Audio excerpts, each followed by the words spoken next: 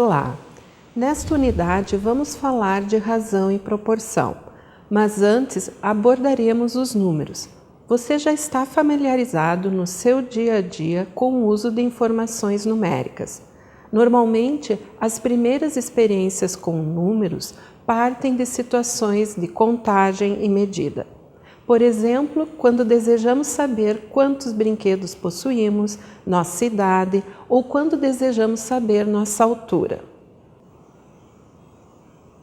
Para anunciar essas informações, nós usamos números que a matemática organizou em conjuntos numéricos com suas respectivas denominações. O conjunto dos números naturais, representado pela letra N, serve para contarmos número de objetos. É o conjunto numérico que construímos na infância. Ele também é chamado de conjunto de todos os inteiros não negativos. O segundo conjunto apresentado é o conjunto dos números inteiros, representado pela letra Z, que tem a característica de incluir os naturais e seus simétricos. Simétricos no sentido de usarmos expressões como tenho R$5. Essa frase fala de uma quantidade positiva. Entretanto, interpretamos de forma diferente quando afirmamos que devemos R$5, que pode ser expresso como menos 5, é uma quantidade negativa. Ou, por exemplo, no elevador, o quinto andar é representado pelo número 5 para informar que é o quinto andar acima do solo. Porém, quando temos andares negativos, ou seja, no subsolo, é usado o menos 5 para representá-lo.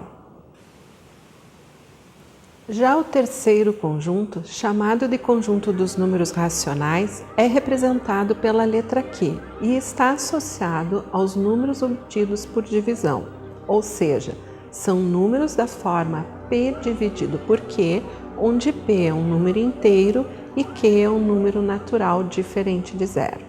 Observe que os números inteiros também estão nesta forma, pois são resultantes da divisão onde o denominador é 1.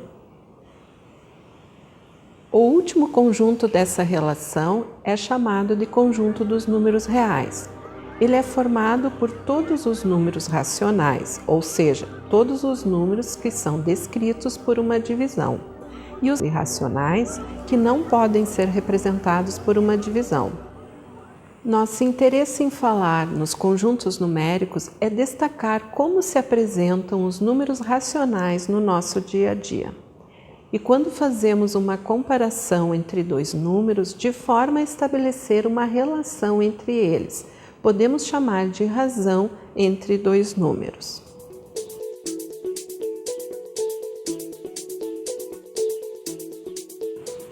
Quando estabelecemos a razão entre a quantidade de pessoas ocupando uma sala de determinado tamanho, vamos descobrir qual a área disponível para cada indivíduo. Realizando essa divisão entre a quantidade de pessoas e os metros quadrados da sala, teremos uma razão entre dois números. Vejamos um exemplo. 24 pessoas numa sala que possui 12 metros quadrados. Podemos simplificar essa razão resolvendo essa divisão e dizer que existem 2 pessoas por metro quadrado. Assim, temos a razão de 2 pessoas por metro quadrado. Uma questão importante no nosso estudo a respeito das razões é nas situações em que desejamos estabelecer uma razão entre 2 grandezas. Uma grandeza é o que podemos medir ou quantificar, por exemplo, tempo, área, comprimento, distância ou volume. A partir dessa razão entre 2 grandezas, queremos estabelecer uma proporção para podermos determinar a medida de grandezas desconhecidas. Usaremos como referência medidas de grandeza de comprimento ou distância. E quais são as unidades de medida de distância ou comprimento usadas no dia a dia? Geralmente usamos centímetros, metros, quilômetros, polegadas ou milhas. Vamos tomar como referência o que observamos no Google Maps quando solicitamos uma rota de deslocamento entre Porto Alegre e Caxias do Sul. Esse serviço nos oferece 3 alternativas de percurso por estradas que existem entre Porto Alegre e Caxias do Sul. Usando a BR-116, o percurso é de 133 km. Através da RS 452 e da BR 116 são 129 km. Deslocando-se pela BR 386, seguindo pela RS 452 e depois pela BR 116, são 159 km. É interessante observar o serviço oferecido pelo site. São descritas 3 trajetórias onde a distância apresentada se refere ao percurso definido pela estrada. Por isso temos distâncias percorridas diferentes, pois são trajetos de deslocamento usando o traçado de cada rodovia. Mas é importante destacar que esse mapa está representado no que chamamos de escala. Uma escala estabelece a relação entre uma medida real e a medida representada em um desenho. Neste caso, a escala estabelece uma relação entre a distância natural, ou seja, real, e a distância representada no desenho, formando o mapa. A escala é um dos elementos fundamentais de um mapa, e no caso do Google Maps, temos o que chamamos de uma escala gráfica. A escala gráfica é representada por esse segmento graduado no canto inferior esquerdo do mapa. Nele identificamos que cada segmento do mapa tem uma representação real, natural, de uma distância de 20 km. Observe que acima temos a escala para leitura em milhas, que se trata da referência de distância nos Estados Unidos. A representação na escala na forma gráfica é uma maneira de identificarmos a manutenção da proporção entre as distâncias quando usamos o recurso de ampliação e redução oferecido pela ferramenta de zoom. Vamos retomar a ideia inicial para esclarecer o que é uma razão e como chegamos à proporção estabelecida pela representação gráfica da escala. Denominamos de escala uma razão, ou seja, uma divisão entre a distância no mapa e a distância real. Essa é a representação numérica de uma escala. No caso da imagem que usamos no Google Maps, temos uma representação gráfica que está associada a uma fração numérica. Quando medirmos o segmento do seu início até a marca que está apontando para baixo, verificaremos um segmento de 2 centímetros de comprimento, que está associado ao que se refere no segmento que representa 20 quilômetros. Usualmente, na representação numérica de uma escala, se adota a mesma unidade de distância. Assim, medindo o segmento do seu início até a marca para baixo da representação gráfica em quilômetros, verificamos que temos na imagem do mapa 2 centímetros e na representação real 20 quilômetros. Podemos simplificar essa fração dividindo numerador e denominador por 2. Obtemos a razão de 1 centímetro para 10 quilômetros. Para usar a mesma unidade de distância, vamos representar 1 quilômetro por 1000 metros. Como temos 10 quilômetros, então teremos 10.000 metros representados em cada centímetro do mapa. Mas cada metro é igual a 100 centímetros. Logo, 1 centímetro do mapa representa 1 milhão de centímetros na distância real, natural, entre as cidades. A representação dessa razão entre a medida na distância gráfica e a distância real tem 3 categorias. No exemplo do Google Maps, temos uma escala reduzida. mas vamos ver como se representam todas as categorias. Na primeira coluna da tabela, temos as categorias de escala e na segunda coluna temos os exemplos.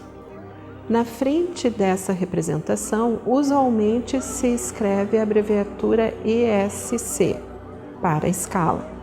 No caso do mapa, temos uma escala reduzida, pois a razão é de 1 para 1 milhão, ou seja, cada 1 centímetro do mapa representa 1 milhão de centímetros na distância real. Observe que a distância no mapa é menor que a distância real. No caso de uma escala natural, veremos a distância no desenho igual à distância real. No caso de um mapa, seria uma situação inusitada, pois o mapa teria o tamanho da distância real. A terceira categoria de uma escala é denominada de escala ampliada na razão de 2 para 1, onde se verá que cada 2 centímetros do desenho representa 1 centímetro na distância real. Esse é o caso de desenhos técnicos de peças ou equipamentos muito pequenos, que precisam ser representados através de um desenho maior. É essa escala que se aplica, por exemplo, nos microscópios ou nas imagens de desenhos de células. Nosso objetivo é trabalhar com escalas reduzidas, como no caso dos mapas, maquetes e plantas.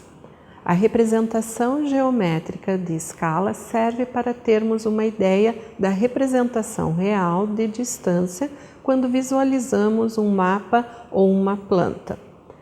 Mas para fins de medida, precisamos identificar a proporção para a escala numérica representada pela fração.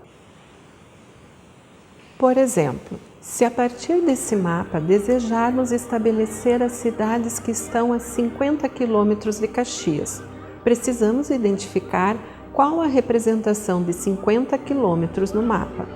A partir da escala numérica de 1 para 1 milhão, sabemos que existe uma proporção entre todas as distâncias representadas neste mapa.